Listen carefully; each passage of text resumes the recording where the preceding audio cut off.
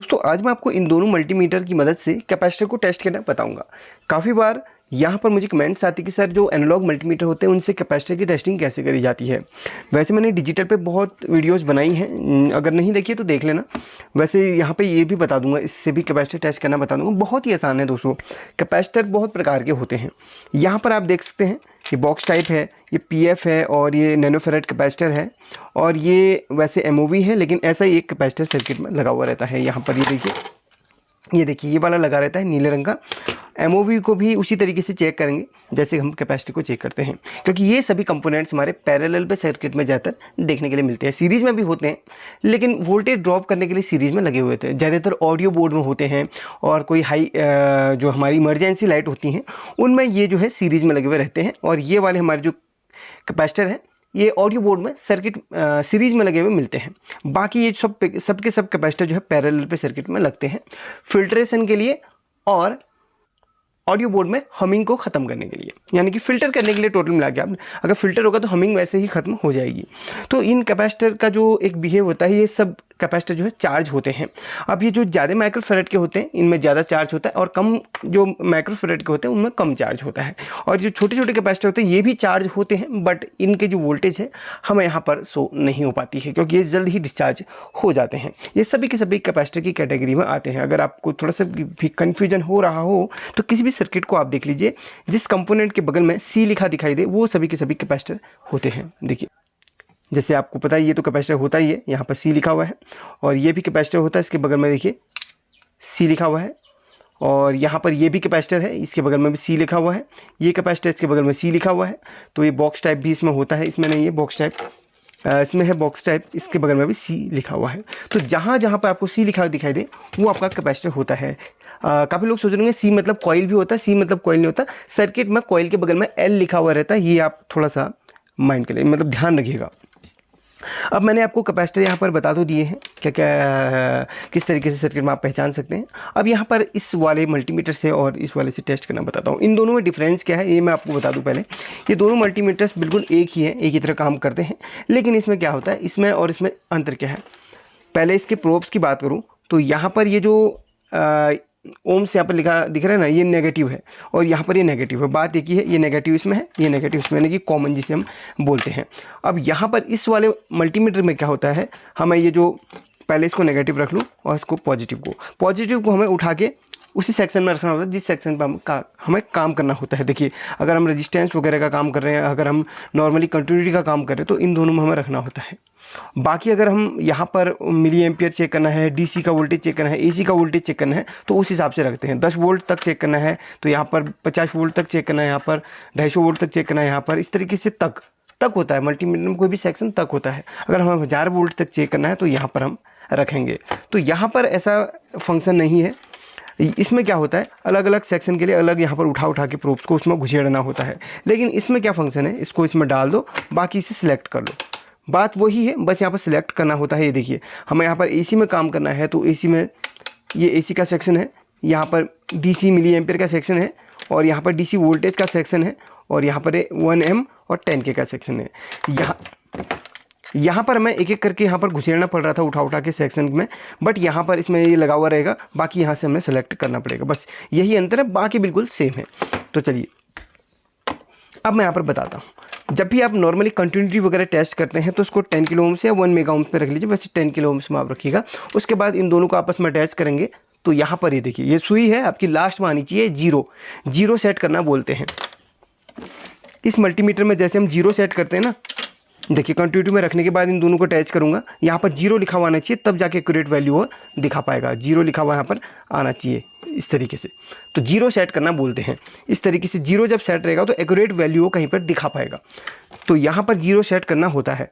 अगर वो सेट नहीं है तो इस वाले से 0 ओम को एडजस्ट किया जाता है। देखिए यहाँ पर इस तरीके से एडजस्ट किया जाता है। अगर यहाँ सेल वीक हो जाता है ना तो तब जाके ये सुई को हम इस तरीके से एडजस्ट करते हैं। देखिए हम 0 पे इसको सेट कर लिया है। देखिए अब यहाँ पर किसी चीज़ का हम वैल्यू चेक करेंगे तो एक्यूरेट वहाँ पर बताएगा। ये चीज़ आपको हर कोई नहीं बताएगा। हाँ बताया होगा, लेकिन इतने बेहतर तरीके से मुझे लगता है कि किसी ने नहीं बताया होगा। कमेंट ज़रूर कर लेना अगर कोई भी चीज़ अच्छी लगे। बाकी आप वीडियो को लाइक करके शेयर कर सकते हैं। हम कैपेसिटर को चेक करते हैं, जितने भी हैं सभी को चेक करेंगे। पहले आपको सर्किट से बाहर वाले कैपेसिटर को चेक करके बता देता हूँ। देखिए अलग अलग वैल्यू के कैपेसिटर हैं। तो सबसे पहले हमें करना क्या है, यहाँ पर ब्लैक प्रोब को यहाँ पर नेगेटिव पे लगा लेना है, रेड प्रोब को यहाँ पर लगा लेना है। आप उल्टा सुल्टा कैसे भी कर सकते हैं, कोई भी दिक्कत नहीं है। आप ऐसे कीजिए और ऐसे टच कीजिए और ध्यान से सुई को देखिएगा, सुई किस तरीके से रिएक्शन करती है, देखिए ध्यान से देखिएगा। ये देखिए ऊपर उठी और फिर 0 पे आ गई। बस ये आपके अच्छे कैपेसिटर की पहचान होती है। अगर कोई कैपेसिटर बिल्कुल सही है तो ये बिल्कुल ऐसा रिएक्ट ये सुई करेगी। कैसे, अभी आपको दिखाता हूँ। अब ये चार्ज हो चुका है, इसको शॉर्ट करके डिस्चार्ज कर दिए। अब देखिए ध्यान से देखिए, ये देखिए एक बार सुई ऊपर जाएगी फिर नीचे आ जाएगी। ये इसका मतलब है आपका कैपेसिटर बिल्कुल सही है और बिल्कुल हेल्थी है, यानी कि इसके अंदर पावर है। अब मैं आपको बताता हूँ, कोई भी कैपेसिटर जब आप मल्टीमीटर की प्रोब्स को इस तरीके टच करते हैं तो लास्ट तक 0 पे सेट किया है। अगर कोई भी कैपेसिटर आपका दोनों प्रोब्स पे लगाने पे सबसे लास्ट में चला जाता है, 0 पे सबसे लास्ट में चला जाता है और सुई इधर को नहीं आ रही है, आप फिर सुई कहीं पे अटक जा रही है, तो इसका मतलब वो कैपेसिटर अगर लास्ट में जा रहा है तो फुल शॉर्ट है, बीच बीच में आ रहा है तो हाफ शॉर्ट है। तो बीच बीच में कहीं पे भी सुई नहीं अटकनी चाहिए। सुई जो आएगी एक बार ऊपर चढ़ के लास्ट में नीचे को डाउन चली जाएगी। ये कैपेसिटर की सही कैपेसिटर की पहचान होती है। तो इन कैपेसिटर में आपको बता दिया। अब एक बार इसमें भी चेक करके दिखा देता हूँ अलग वैल्यू का है। देखिए सुई उठी और डाउन चला गई, भले सुई कितनी भी उठे, ऐसा नहीं कोई इसमें वो नहीं है कि सुई यहीं तक उठे या फिर यहीं तक उठे, सुई एक हल्का सा उठेगी और डाउन आ जाएगी। ये इन कैपेसिटर में ऐसा होता है जो इलेक्ट्रोलाइट कैपेसिटर होते हैं। हाँ पर ये जो रेड वाले या फिर इस तरीके के हरे वाले जो भी कैपेसिटर पिकोफैरेड कैपेसिटर होते हैं, पीएफ होते हैं या नैनोफैरेड कैपेसिटर होते हैं, उनमें क्या देखने को मिलता है, देखिए उनमें ध्यान से देखिएगा, सुई हल्का सा हिलेगी, नहीं भी हिलती है तो भी आप इसको माइंड मत कीजिए, सुई नहीं भी हिलती है तो भी माइंड मत कीजिए। लेकिन ये सुई चढ़नी नहीं चाहिए और कहीं पे रुकनी नहीं चाहिए।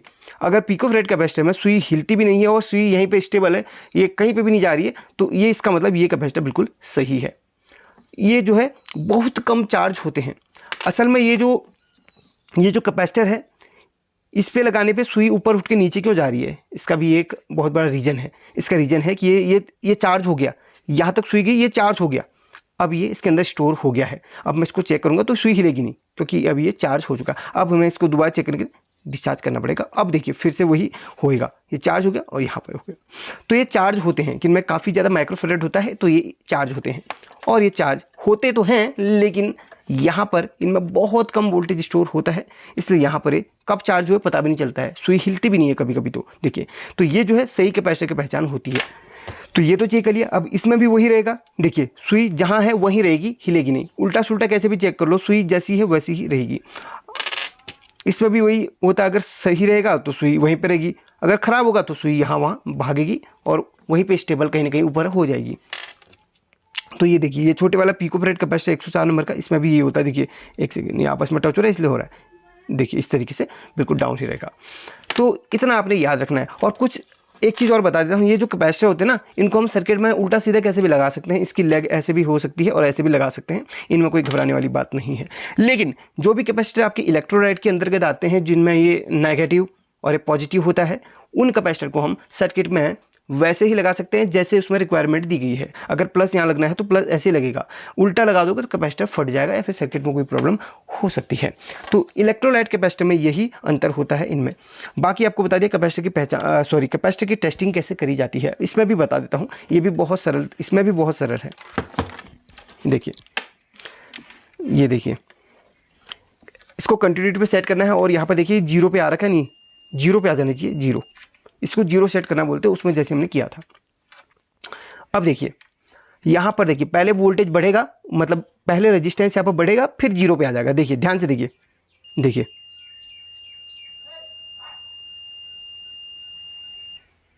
देखिए, ये देखिए, अभी देखिए चार्ज होने दीजिए इसको, फिर देखिए लास्ट में घट के बिल्कुल डाउन चला जाएगा। अभी तो चार्ज हो रहा है इसलिए यहाँ पर इतना दिखा रहा है। देखिए अब ये चार्ज होगा, उठेगा, देखिए अब आ गया 1 पे। तो ये हमारे सही कैपेसिटर की पहचान होती है। अगर कोई भी कैपेसिटर टेस्ट करते समय कंटिन्यूटी बीप बज जाए लगातार, कहीं यहाँ पर बजी तो थी लेकिन कुछ देर बाद रुक गई थी, लेकिन लगातार बजती है, रुकती नहीं है, वैल्यू ऊपर चढ़ के डाउन नहीं आती है, तो फिर ये कैपेसिटर हमारा ख़राब होगा। तो ये कैपेसिटर जब सही होता है तो वैल्यू कुछ इस तरीके से आती है, आपको मैंने दिखा दिया है। बाकी जो है इन कैपेसिटर पे कोई भी वैल्यू नहीं देगा, इतना याद रखिएगा, इसमें कोई भी वैल्यू नहीं देता है। अगर कोई भी वैल्यू देता है, भले 1 2 3 4 5 कुछ भी हो, ये कैपेसिटर हमारे ख़राब माने जाते हैं। इन कैपेसिटर से कोई भी वैल्यू नहीं देगा, जहाँ पर है वहीं पर रहेगा, इतना याद रखो। देखिए इसमें पहले ऊपर चढ़ेगा फिर बिल्कुल डाउन हो जाएगा। देखिए चढ़ रहा है, अभी टाइम लगेगा कि इसको चार्ज हो रहा है ना। ये देखिए अब 1 पे आ गया। अब ये कितना चार्ज हुआ है देखने के लिए आपको बता देता हूँ। इसको हम डीसी पे सेट करेंगे, डीसी 20 पे सेट कीजिए और इसको इस तरीके से देखिए, वहाँ पर देखिए चार्ज दिखा दे रहा है। ये अभी 2-2.5 वोल्ट इसके अंदर स्टोर हो चुका है, वो देखिएगा। अब ये ड्रॉप हो रहा है क्योंकि वोल्टेज इसमें ड्रॉप हो रहा है। देखिए तो डीसी पे जाइए। तो ये जब भी आप कैपेसिटर अगर वीक है या फिर स्ट्रॉन्ग है ये चेक करना चाह रहे हो तो सबसे पहले आप इसको कंटिन्यूटी भी रखो। वैसे पहचान बता दिया कैपेसिटर शॉर्ट है या फिर सही है वो तो बता दिया, लेकिन वीकनेस इसकी जो पावर टेस्ट करना चाहते हो तो कंटिन्यूटी पे रख के सबसे पहले इसको चार्ज कर लो। इस तरीके से चार्ज कर लो, जब फुल चार्ज होगा 1 आ जाएगा। देखिए 1 आ गया। अब इसको डीसी पे रखो और इस तरीके से देख लो, सामने आपको वोल्टेज कुछ ना कुछ नजर आ जाएगी। तो ये कैपेसिटर की टेस्टिंग इस तरीके से करी जाती है। तो ये सरल मेथड मैंने आपको बता दिया। बाकी रेजिस्टेंस और जो आपका डीसी वोल्ट है, एसी वोल्ट कैसे चेक करी जाती है मैं इसमें आपको एक बार ऐसे बता देता हूँ। रेजिस्टेंस के लिए आपको 2 यहाँ पर मोड दिए गए हैं, एक ये और एक ये। यहाँ पर 10 किलो ओम्स तक की रेजिस्टेंस चेक होगी, यहाँ पर 1 मेगा ओम्स तक की रेजिस्टेंस चेक होगी और यहाँ पर सेल चेक होगा। यानी कि अगर सेल आपका 1.5 वोल्ट तक के जो सेल हैं वो यहाँ पर चेक हो जाएंगे। यहाँ पर देखिए बैड और गुड, यहाँ पर सेल का स्ट्रेंथ दिया गया है। अगर सही रहेगा तो यहाँ पर गुड पे आ जाएगा, अगर बैड होगा तो यहाँ पे आ जाएगा।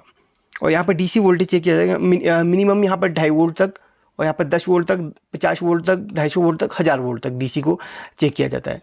और डीसी मिली एम्पेयर यहाँ पर चेक किया जाता है इन तीनों सेक्शन पे। देखिए ये 250 मिली एम्पेयर तक है। बाकी एसी वोल्टेज के लिए यहाँ पर दिया गया है। घर पे जो हमारी 220 वोल्ट आती है ना उसको हम 250 पे भी चेक कर सकते हैं, मैक्सिमम 250। वैसे 500, 1000 पे भी चेक कर लो, लेकिन यहाँ पर जो इसका जो हाइस्ट यहाँ पर दिया गया 250 तक, क्योंकि 220 वोल्ट आता है तो 250 पे आप चेक कर सकते हैं। बाकी रेजिस्टेंस के लिए 2 मेथड। हाँ, इसमें कंटिन्यूटी बजर का कोई ऑप्शन नहीं है, तो कंटिन्यूटी वगैरह इसमें इसी तरीके से 0 सेट करके किया जाता है। देखिए इस तरीके से कंटिन्यूटी चेक किया जाता है। देखिए इस तरीके से। अगर आप रेजिस्टेंस भी चेक करना चाहते हैं तो मैक्सिमम 1 मेगा ओम पे रखिएगा और 1 मेगा ओम पे रखने के बाद यहाँ पर ऊपर वाली, सबसे ऊपर वाली लाइन को देखिएगा। देखिए 0, 1K, 2K, 5K ये है ना 1 मेगा ओम ऊपर तक। जब ये सुई हमारी इधर उधर हिलेगी तो ऊपर वाली लाइन पे हमने सुई को देखना है।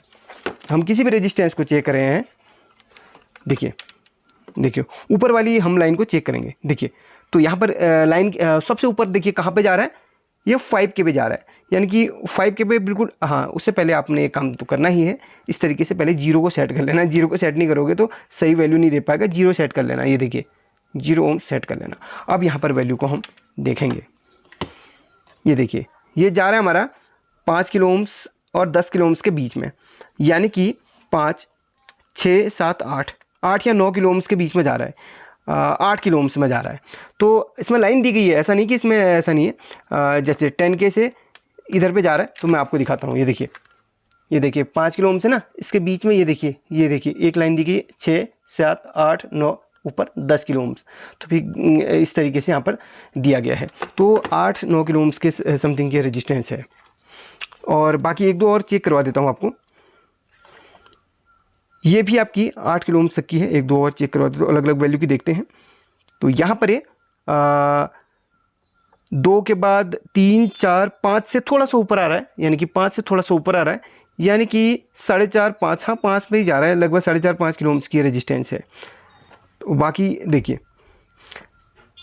अभी लास्ट में जा रहा है तो 1 किलो ओम्स से ऊपर की है, यानी कि 0 से अभी 0 से थोड़ा सा ऊपर है। ये आपकी है लगभग 100 ओम्स तक की है।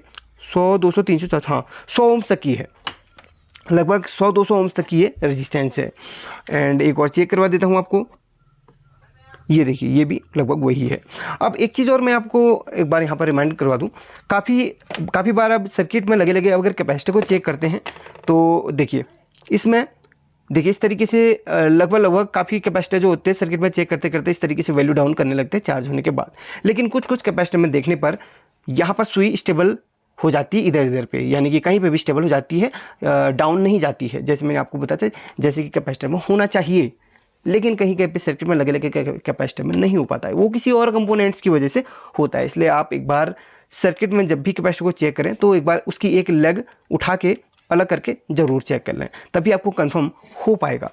तो यहाँ पर कुछ कैपेसिटर और भी हैं, देखते हैं। देखिए यहाँ पर ये तो चेक हो गया, ये भी चेक हो गया, और जिसमें डाउट आ रहा है, आपको जिसमें डाउट आ रहा है तभी आप ऐसा करेंगे। यानी कि किसी भी कैपेसिटर में आपको डाउट आ गया कि आपने चेक किया और सुई यहीं पे अटक गई, डाउट आ गया भाई हाँ कुछ कैपेसिटर में प्रॉब्लम है, तो उस कैपेसिटर को निकाल के चेक करना है, इतना आप याद रखिएगा। मैंने आपको डिटेल से बता दिया है। आई होप कि ये वीडियो आपको काफ़ी पसंद आया होगा। अगर पसंद है तो लाइक करके शेयर करना ना भूलिए। और कुछ ही दिन में मैं आपको, अगर हाँ एक चीज़ और मैं आपको, काफ़ी दिनों से मैं DTH SMPS से रिलेटेड वीडियो नहीं डाला हूँ। बहुत लोग बोले थे सर आप इस पर बहुत सारी वीडियो बना चुके हैं। देखिए मैं वीडियो बना तो चुका हूँ, लेकिन अलग अलग फॉल्ट पे मैंने हमेशा बात करी है। अगर कंप्लीट यहाँ पर रिपेयरिंग सीखना चाहते हैं इस SMPS की किसी भी SMPS की, तो भैया कमेंट कर लेना, मैं शाम को या फिर कल को इसका वीडियो डाल दूंगा। आपकी कमेंट का वेट रहेगा और आप एक लाइक ज़रूर कर दीजिएगा। मुझे लगता है कि आपको इस चैनल पर शायद थोड़ा सा बेहतर तरीके से सीखने के लिए मिल रहा होगा। बाकी मुझे नहीं पता, कि मैं तो सिर्फ एक जो है अनुमान लगाया है कि मिल रहा होगा सीखने के लिए। बाकी आप कमेंट करके बताइए कि आपको क्या नया सीखने को मिला और क्या यहाँ पर आपने सीखा। तो कमेंट का आपके वेट रहेगा। बाकी लाइक करके शेयर जरूर करना। Thank you so much.